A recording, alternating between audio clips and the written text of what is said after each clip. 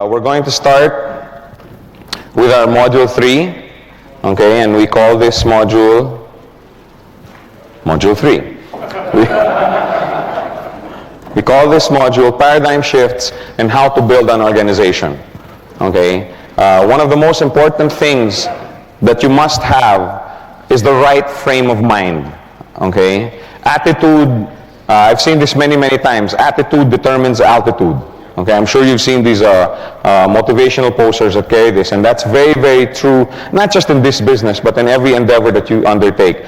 Your attitude, your strategy, your outlook on the business will determine how big your organization will get, okay? One of the keys to succeeding in this business is understanding and accepting that most traditional strategies and concepts are not always totally applicable in this business, okay? We have in this room about 200, 220, 230 people, all of which, all of you have come from your different fields of expertise, okay, and I'm sure you all have your training and your knowledge from the different fields of business that you're involved with, and these are all great, okay, if you're doing those businesses, okay, but we have to accept that many times the strategies that you need to make this business work, okay, are different. Okay, fortunately, the strategies for this business are much simpler, but still you have to accept the fact that it's different. If you were a basketball coach and you wanted your team to win, okay, you don't use basketball strategies for swimming, okay, and you don't use swimming strategies for basketball. If you're a basketball coach, you use basketball strategies. If you're a swimming coach, you use swimming strategies. You don't use badminton strategies, let's say, for soccer. It's completely different. It's all strategies, but different. Okay, we just have to accept the fact that in this business, okay, you need to change some of the traditional mindsets that we have. Okay, and I'm not saying that these traditional mindsets don't work or that they're not worth anything. Okay, I'm just saying that for this business, they're not always applicable. Okay, for example, okay, in traditional business and the corporate world, one of the key thoughts is the more connections you have, or the more contacts you have, the better off you're going to be. Okay, haven't we heard that before? Right? If you are, let's say if you were to start a restaurant, let's say in, I don't know, let's say Germany. Okay, you just landed in Germany. Okay, and you're an expert chef and you want to set up a restaurant, and you set up a restaurant in Frankfurt. You don't know a single person in Frankfurt. Okay, on the other hand, we have here Bernard, who's lived in Frankfurt all his life. He has a web of connections all around in the different sectors of society, and he decides to put up a restaurant in Frankfurt. Which restaurant would you think would have a higher probability of succeeding? Bernard's, right? Because he has more connections. Okay, more people will know about it right away, and more people will start coming to his restaurant. That's the traditional mindset. Okay, and remember, I use the word mindset because, paradigm shifts means that you have to shift your mindset. Okay, and the paradigm shifts that I'm going to ask you to go through this afternoon are not going to be done only today. You're going to have to keep going through them on a daily basis because it is difficult.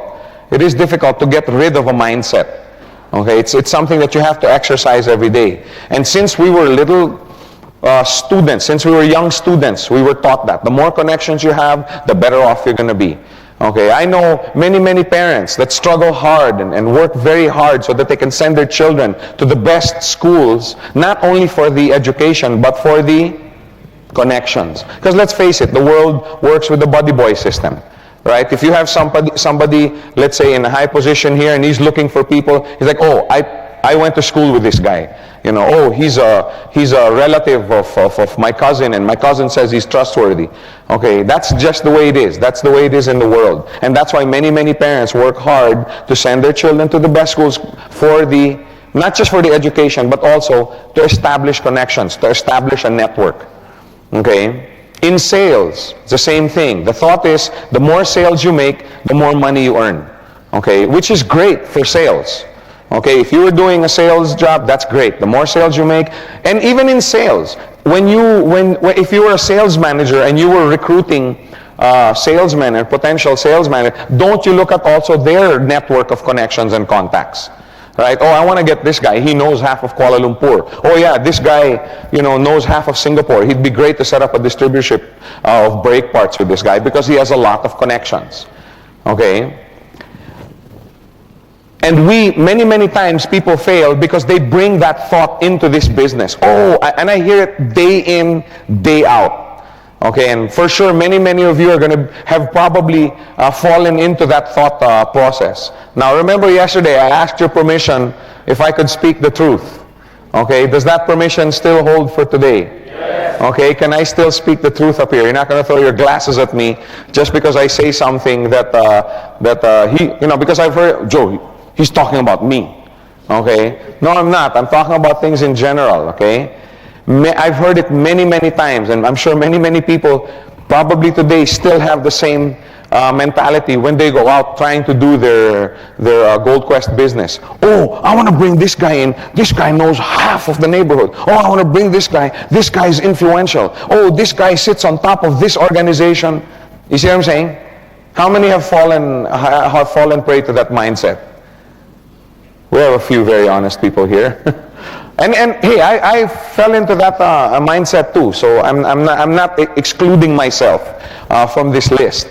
Okay, it's a very common thought because again, that's the way we were brought up. Oh, I want to bring this guy in because he has many connections. I want to bring this guy in because he has many connections. If this business was only for people that were well connected and had a lot of contacts, then it's not for everyone. Then what we talk about during our business presentations is a lie. Isn't the reason why this business is so attractive is because everybody can do it? Yes. But does everybody have a lot of connections? No. Okay? So we have to look for something else. We have to get rid of that mindset. Okay? In this business, if you want to work, learn how to use what we call your circle of influence. Okay? It's supposed to be sphere of influence, but it's harder to pronounce. Sphere. Sometimes when I'm here doing the training, I'm here. Learn how to use your sphere of influence. So now it's circle of influence. Anyway, it's the same thing. Okay? Not everybody may have 1,000 connections. Not everybody may have a network of 10,000 people under them. But everybody has a circle of influence. Correct? When I say circle of influence, I'm talking about a group of people who trust what you say. There's about 3 people nodding their heads. The other people have no circle of influence. Will you not agree with me when I say this? Okay, when I came into this business, I brought in 2 people. Okay, I started out as a customer just like you guys. I went into the mall and I saw, how do you call this, Ferdy Tolentino. How many know Ferdy Tolentino? How many have heard of him? Okay, you'll hear about him more often in the near future. He's one of our top earners in this business. I ran into him in the mall, okay, and he was going down the escalator. I was walking, and he was like, Joe, oh, hey, Ferdy, hi. And I go, are you still with so-and-so company? I was involved with another guy. No, I've already quit there. And he goes, you've quit? Because I was doing very, very well with that company. And he goes, what are you doing now? Oh, yes. And he was like, Joe, I'm in.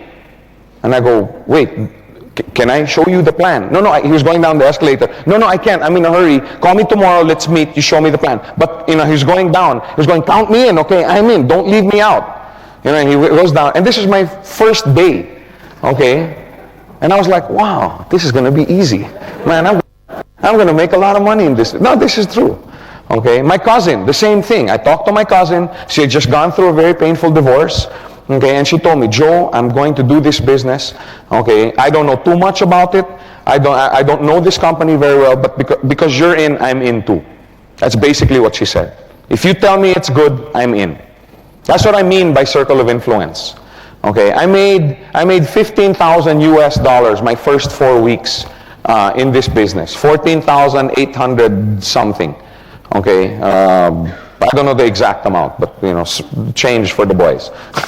Okay, and I brought in 2 people.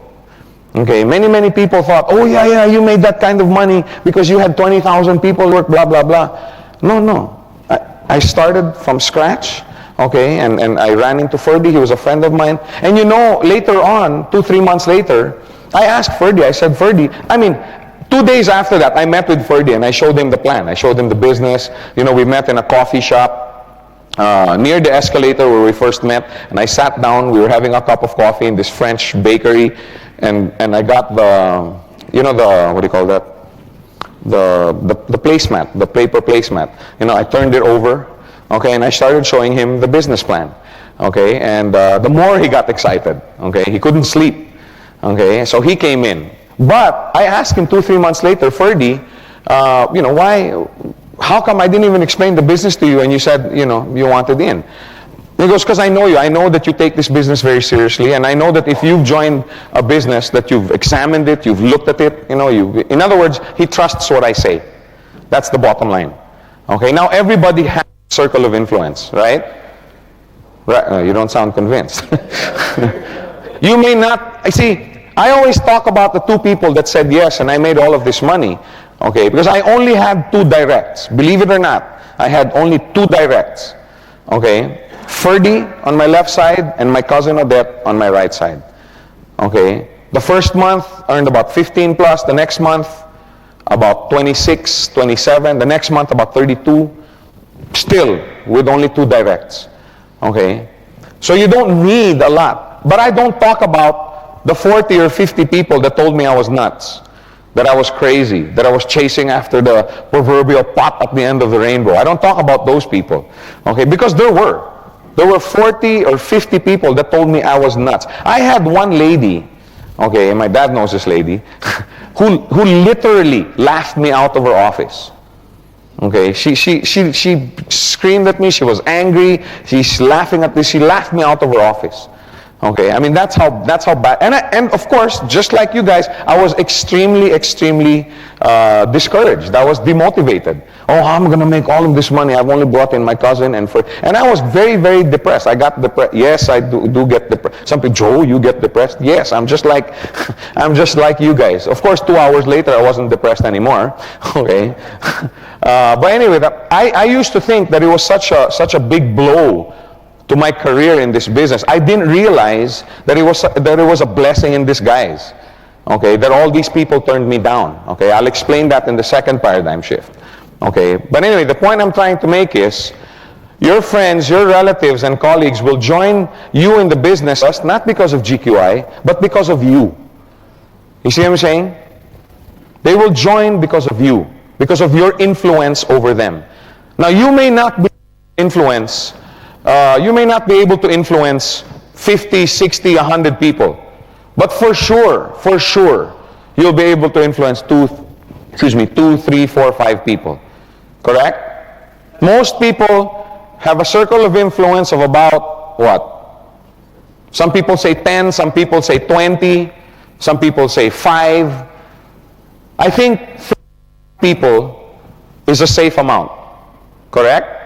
Or a safe number. How many will agree that most people have a circle of influence of between 3 to 5 people?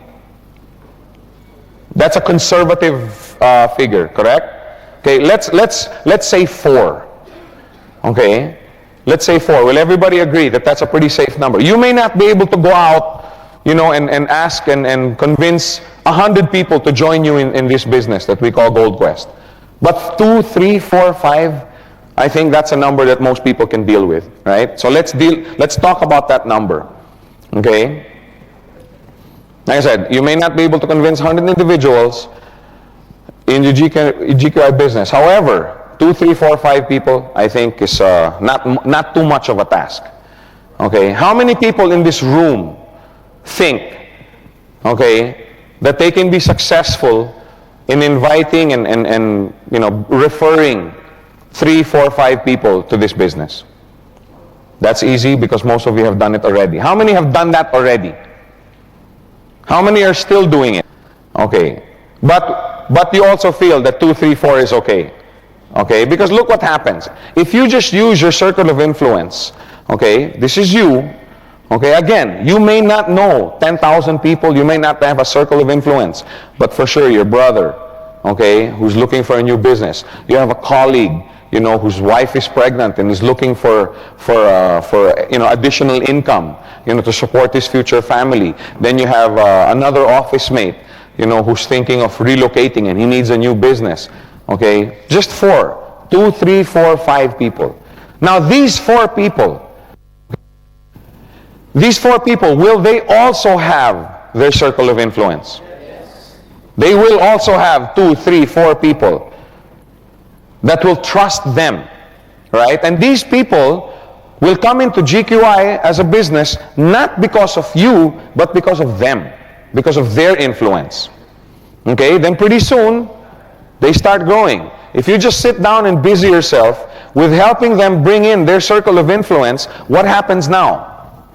Now you have an organization, right? Now it's starting to build. Does it make a difference to these people, to the computer? Okay, does it make a difference that these people are not your directs? Doesn't make a difference, right? Because the GQI system does not consider that. All the GQI computer system realizes is that, hey, this guy's left and right is building. Correct? Now, if there was a premium for direct and indirect, then this strategy doesn't work. If you have, let's say, 5 and 5 direct referrals, I mean, you personally brought in these 5, okay, and you get $800, but if you get 5 and 5 and they're all indirect and you only get $400, then, like I said, this doesn't work. But there is no premium for direct or indirect referral. The computer doesn't care. As long as you have 5 on the left and 5 on the right, how much do you get? US 400. So if the computer doesn't care, why should you care? Does it make a difference that all these people came in because they were in the circle of influence of somebody else? No, it doesn't. Doesn't make a difference. It doesn't distinguish between a direct referral and an indirect referral. Okay, so if it doesn't make a difference to the computer, it shouldn't make a difference to you. Okay, if you just busy yourself with assisting your 5, bring in their 5, and bring in their 5, etc., etc. If you just busy yourself with that, okay, your organization will grow and you will prosper financially. Okay, let's make it very clear.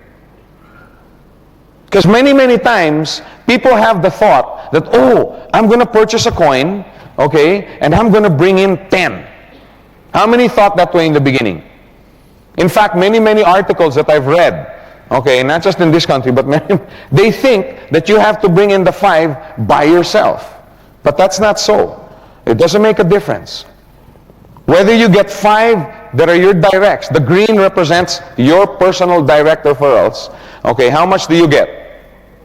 If your organization look like this? 400. But if you have indirects that came in 5 and 5, how much is that worth to you? $400. It's the same thing. Okay, it doesn't make a difference. The mistake that most people make after bringing in their quote-unquote 4, okay, there's one really big, see, this came about because one time I was in Singapore conducting a training, and somebody came up to me, and during the training, he kept asking, oh, I've been rejected so many times. Oh, everybody's giving me their objections. Oh, this and that. Finally, after the training, I went to him, okay, and I said, sir, I'm going to be here for the next 2 or 3 days. Okay, I took pity on him, and I said, can I help you go out and get your left and right? I'll help you. And he goes, no. I already have my left and right. I said, you do? Yeah, I have 2 on my left and 3 on my right. So I said, well, what's the problem? But I've talked to 50, 60, 70 people over the last 4 or 5 days, and they all turned me down. And that's when it got me thinking, this guy's approaching it wrong.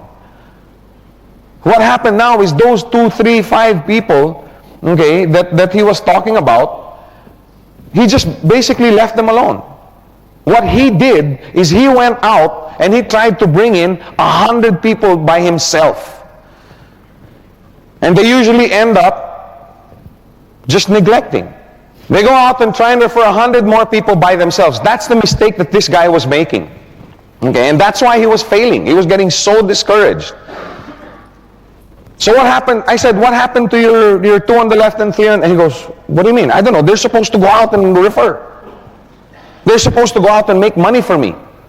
That was this guy's mentality. Is that the way to make money in this business?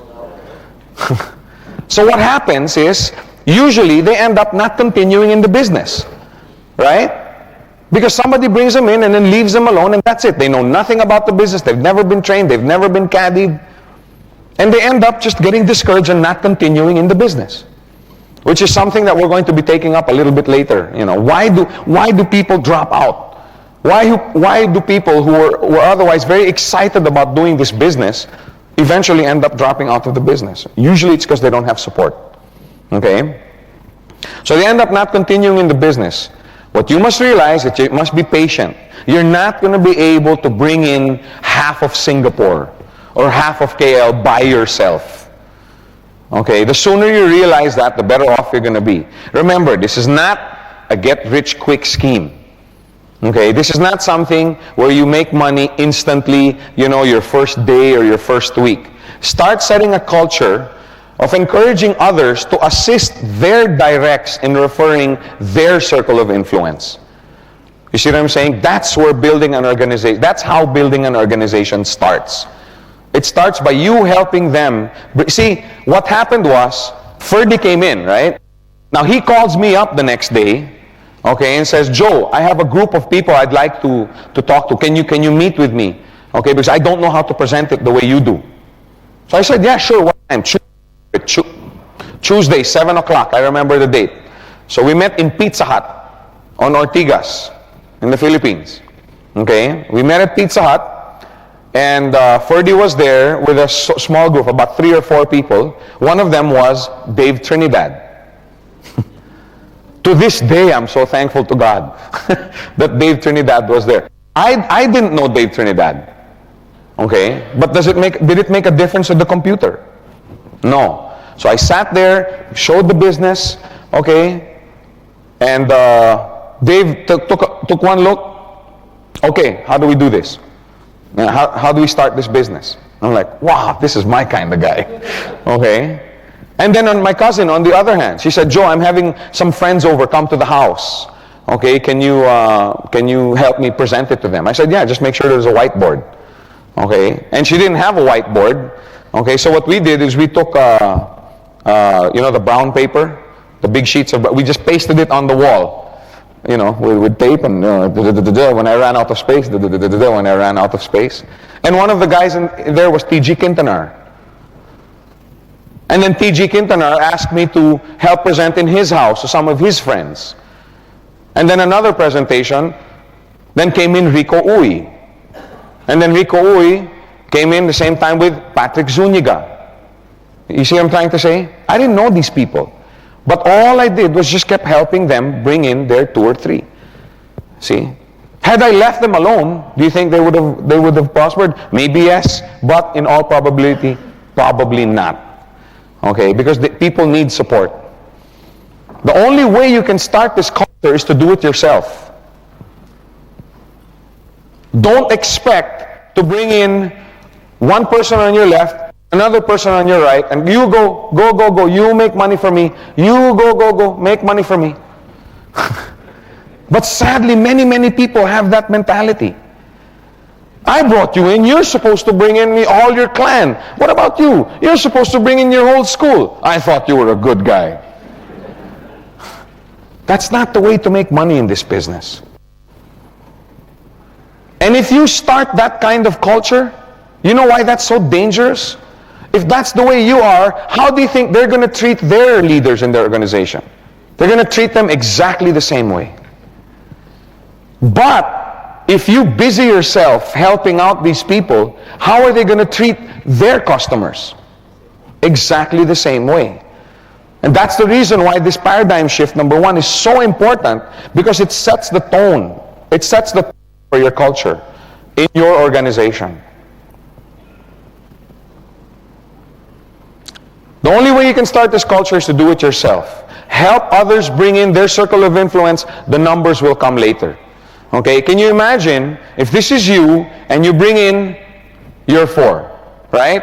Now, how long will that take? If you, with the help of the leaders up in your organization, really decide to spend time in bringing in your circle of influence, how long will it take? Somebody says 1 week. Somebody said 2 days. 1 month. 2 months. However long, huh? 4 months. That's very long. Let's say 1 month. Let's say 2 months. Okay? Is that acceptable to everyone? 2 months to bring in 4 people within your circle of influence. Not by yourself, but with the help of your leaders. Right? Now these 4 will also have their circle of influence. Right? These guys aren't hermits. They don't live up in a cave up in them hills up there. Right? They also have a circle of influence. They also have friends, relatives, and cousins. Everybody has a circle of influence. See, for this business to work, you have to make it work with something that everybody has.